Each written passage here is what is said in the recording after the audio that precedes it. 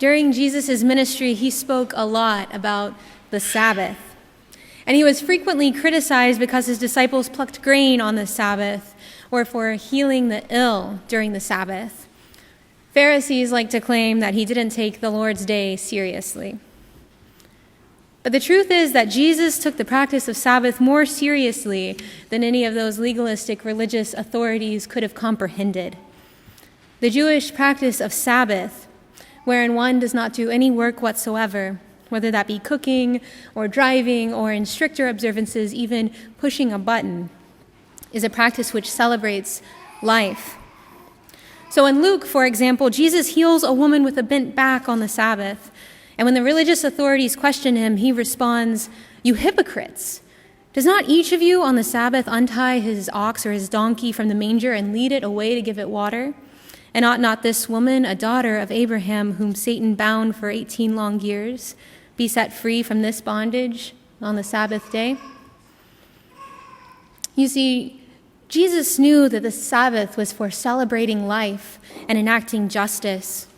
And it wasn't contrary to Jewish teaching, not in his time and not today, but was deeply grounded in Jewish teaching. We're about to hear a text from the prophet Isaiah, a text with Jesus quoted often throughout the Gospels. This text shaped Jesus' own ideas about the Sabbath, about justice, and about love. It was the context from which he understood his own acts of healing on those Sabbath days. And for us as Christians, I believe that we can better understand how we can follow Jesus by learning the texts that he himself regarded as holy. So today, I invite you to hear this text from Isaiah and consider how it might be relevant to us today, to where we need healing in our society. I especially invite you to consider what the Sabbath may have to do with justice and healing for the earth. A reading from Isaiah chapter 58, verses 9 through 14. If you remove the yoke from among you, the pointing of the finger, the speaking of evil, if you offer your food to the hungry and satisfy the needs of the afflicted, then your light shall rise in the darkness, and your gloom shall be like noonday. The Lord will guide you continually and satisfy your needs in parched places and make your bones strong. And you shall be like a watered garden, like a spring of water, whose waters never fail. Your ancient ruins shall be rebuilt, and you shall raise up the foundations of many generations. You shall be called the repairer of the breach, the restorer of streets to live in. If you refrain from trampling the Sabbath, from pursuing your own interests on my holy day, if you call the Sabbath a delight and the holy day of the Lord honorable, if you honor it, not going your own ways, serving your own interests, or pursuing your own affairs, then you shall take delight in the Lord, and I will make you ride upon the heights of the earth. I will feed you with the heritage of your ancestor Jacob, for the mouth of the Lord has spoken. Hear what the Spirit is saying to the church. Amen. Last Lent, Lee and I took on a new spiritual practice, which we borrowed from our Jewish siblings in faith. We practiced the Sabbath. Every Friday night at sundown for 6 weeks, we put away all our electronics and clocks, including our cell phones, and we didn't touch them for 24 hours. We cooked and cleaned in advance so that way we wouldn't participate in any work during the Sabbath whatsoever. We didn't drive or go anywhere our legs couldn't take us. We didn't spend a penny. We refrained from even thinking about work and our to-do lists as best we could. And instead, we rested.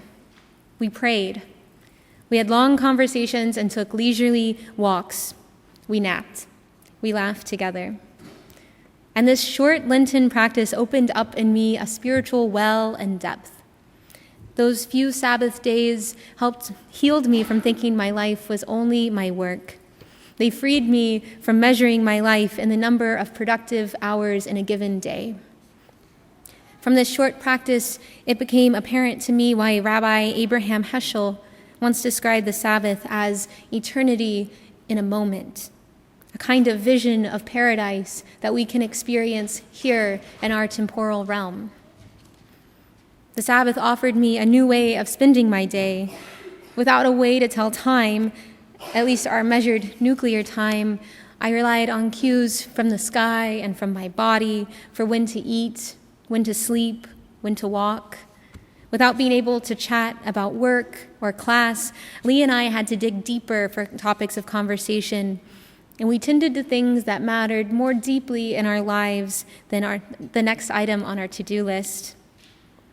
Without the distraction of my phone or laptop for entertainment, I found delight in old books I used to love, and I focused more keenly on board games that I played with people I loved.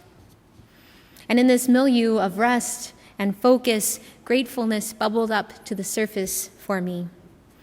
Prayer seemed to flow from both of us naturally. When my world got just a little slower and just a little quieter, I could see so much more clearly how it was that God was moving in my life. For me, it was truly a taste of paradise, and it has changed my faith even to this day. And yet, in the midst of our Sabbath practice, I found that there was one persistent distraction from that peace, which was otherwise so obvious.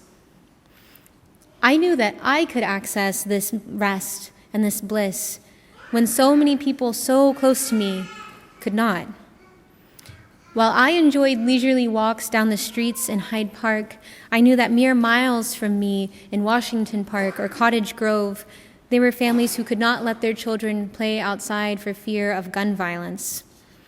While I enjoyed the luxury of days off every week, I knew that all over Chicago, the working poor are seen as more tool than human to their employers, who treat them as mere tools to make money. It is an issue of justice that some of us are given safe places to rest, while the poor in our own midst are exploited and made vulnerable. In light of this, the Sabbath is political, reminding its practitioners that if we are to take this spiritual discipline seriously, we better recognize that the poor are owed nothing less. And this is the claim of our reading from Isaiah today. The writers of Isaiah advocated for a Sabbath practice with teeth, one that had no room for exploitation. For the writers of Isaiah, part and parcel of the Sabbath practice was feeding the hungry and satisfying the needs of the afflicted, because God does not desire peace for only some of us, but for all of us. The Jewish practice of the Sabbath is radical, even as its practice is sometimes complicated by injustice. At its core, it is a radically life-altering practice, one which makes no qualms about saying that each person is greater than her economic contribution. And it doesn't stop there. When we read the Hebrew Scriptures, we see that part of the radical nature of practicing the Sabbath is that it affirms all life, not just human life. Elsewhere in the Hebrew Bible, it's not just human animals who are endowed with such high value, but all life. In the Torah, the first 5 books of the Hebrew Bible, it is made clear again and again that even the soil is given a Sabbath year, and that even farmed animals have time off from their labor.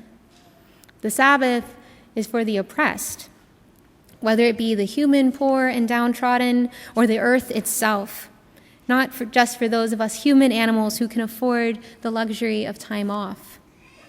No life, whether it be animal life, plant life, or the life of ecosystems as a whole, is valuable because it is useful. Rather, life is sacred because it comes from God. Every living thing on this planet derives its value from the same source, from God. You and me and the plants emerging from the soil and every animal on earth and in water, each of us shares that we are created, and each of us shares a need for rest. And always, that rest is a divine gift from God. And it is in the Sabbath that we come to know that our life is valuable because it comes from God, not because it can be used as a tool by others. But not all of us can access this promise of the Sabbath. The human poor suffer because their lives are not valued as they ought to be, and likewise the earth suffers because we do not value the life of our planet It is an injustice that we treat our land and air and water as mere tools, and that we forget the lives and interests of non-human animals along the way. We degrade and devalue the life of our entire earth when we treat it as a tool. The writers of Isaiah knew that justice for people and justice for the planet are deeply connected. Our lands are parched. Our ancient ruins are our prairies and forests. Our streets are unlivable because of the climate crisis. And as a result of this man-made climate crisis, we see an increase in drought, in hunger, in the afflicted the world over. Injustice against the earth and injustice against humans goes hand in hand. And I don't know about you, but when I've read the news recently, it seems that the headlines about the climate crisis always seem to be getting scarier, more urgent, and more frequent. Climate refugees seeking homes, entire nations like South Africa and India running out of water, drought in Yemen, Somalia, and Sudan, extreme flooding closer to home in Iowa and Texas, and Anchorage temperatures soaring for the first time over 90 degrees. And this week, I read about the burning of this Amazon rainforest, and my heart breaks to know that it is being burnt for agriculture and logging so that we might enjoy meat and fine hardwoods. Or I think of the Endangered Species Act, which was gutted just 2 short weeks ago. This act, which has protected fragile ecosystems and species since 1973, was gutted to give short-term monetary benefits to oil, gas, and other private industries. We, especially as Western people who consume an excess of the Earth's resources, are sacrificing the life of the entire planet on the altar of wealth and our own interests. And let's not parse words here. It is sinful to put our economic interests over the life of the planet. We have taken the Sabbath and trampled it. We have gone our own way and served our own interests and pursued our own affairs instead of taking delight in God, in this world which God created in love. And I've often found myself wondering where God is in the climate crisis. Where can we as Christians possibly find any gospel, any good news about the climate? Frankly, the climate crisis scares me, and I've often found myself feeling hopeless whenever those headlines come across my phone or my laptop, or when I see the climate extremes with my own eyes in my own backyard. And so this Isaiah reading came to me like a sweet gift, giving me hints of how God might be moving even as the reality of the climate crisis makes itself known to us, even as the Amazon is burning, even as we are in the midst of a mass extinction. Because Isaiah reminds us that even in the deepest night, even in the heaviest gloom, the Lord will guide us continually and satisfy this world in all its parched places, and make us strong enough to face the challenges we see. Isaiah reminds us that God desires for us to be like a watered garden, like a spring of water whose waters never fail. And though our lands are parched and our bodies are weakened by pollution and drought, though we find our ancient treasures in jeopardy and our streets increasingly unlivable, God has not abandoned us. And Isaiah suggests that the Sabbath might be one way we can learn to have a just relationship with the earth once more. The earth needs a Sabbath. The land on which we live, the waterways on which we depend, the air we all breathe, the animals who are our neighbors, they need a Sabbath. They need a Sabbath from us using them as mere tools to our own ends. And so what if we took Isaiah seriously? What might happen if we gave the earth the rest it needs? What are the possibilities if we begin to treat non-human life as valuable in its own right? What would we change if we began to see all life as sacred, as a gift from God, rather than as a means to what we want? Perhaps then our parched lands would be satisfied and our bodies made strong again. Perhaps this paradise might once more resemble a watered garden, a spring of water whose waters never fail. Perhaps our ancient forests and prairies would find regrowth, and animals would find their ancient homes hospitable once more. Perhaps the foundations of our future generations would be restored. Even amid the climate crisis, I have to believe that God's promises remain true. And I cling to the promise of resurrection, not just for humans, not just for us, but for all the earth and all its inhabitants, which God created and redeemed. And so I cling to this promise of the Sabbath in Isaiah, the promises to which this prophet witnessed. We must begin to think, as Isaiah warns, beyond our own interests, and to stop pursuing our own affairs at the expense of all other life. And yet I know that the Sabbath is not a passive practice. Though it is about rest, it is not about doing nothing. When Lee and I practiced the Sabbath, it required mindful effort. It required effort in planning to cook and clean ahead of time. It required effort to refrain from thinking about work or talking about our to-do lists, because those things were easier. They were the things we were accustomed to doing already. And that effort, doing the thing that wasn't as easy, did give us blessing upon blessing, but it was still an effort. And sometimes it was difficult. And just so, a Sabbath for the earth will require effort and intentionality on our parts. Even as we must cling to God's promises for renewal and trust that those promises are good, we must also be willing to become active participants in those promises, active participants in that watered garden. And so rather than seeing the Amazon as a fertile place on which we might find some mahogany and raise a lot of cattle, we must begin to see it as an entity with value and rights greater than the sum of its parts.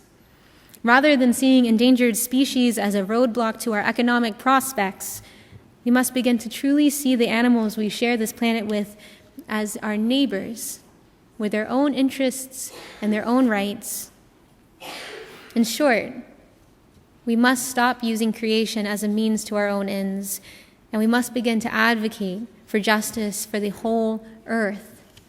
The Sabbath requires nothing less of us. In the 3 short months I've been at First Congregational so far, I have already come to know about the passion that this congregation has for justice. I have heard so many stories of the way that this congregation advocated for pads when no one else would. I have heard about y'all's participation in DuPage United, and that y'all show up in force at school board meetings for trans youth. I have spoken to Sister Donna at Precious Blood Ministries, and she has told me about how much this congregation has done for those dealing with the repercussions of gun violence. I am proud to be part of this congregation because I know it has a vision for what a more just community looks like in Glen, Ellyn, and beyond. But if we limit our ideas of justice to only justice for humans, we have missed out on what true peace and true justice really looks like. Isaiah reminds us that justice is about more than human beings.